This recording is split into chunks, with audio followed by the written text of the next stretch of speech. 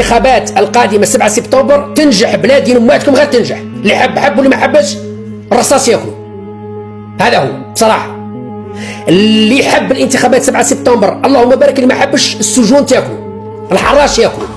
لماذا؟ لأن في وسط البحر ممنوع الخطأ، ما كاش نقاش، حتى مجرد واحد ما كاش نقاش. هنا النظام الديكتاتوري. انتخابات 7 سبتمبر تنجح بلادي اماتكم، وحنا مع تبون.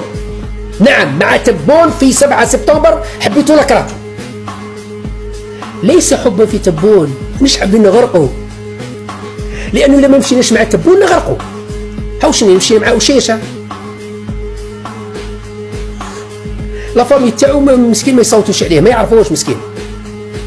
نمشي مع حساني نفس الشيء.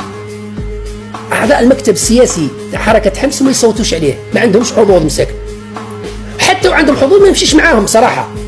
ما نرهنش يعني دوله كما الجزائر في يد واحد عمره ما سير مؤسسه، او واحد مسكين جون صغير ما سيرش حتى، ممكن العائله نتاعو مازال ما مش مرتبها، ولادو في روحهم صغار. اذا مستحيل.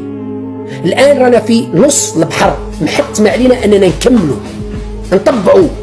نطبعوا بالتطباع، نوصلوا للضفه الاخرى، ننقذوا انفسنا. على هذا السبب اللي قلت لكم انا مع تبون لعهده ثانيه، وربي يجيب الخير. لازم نكمل.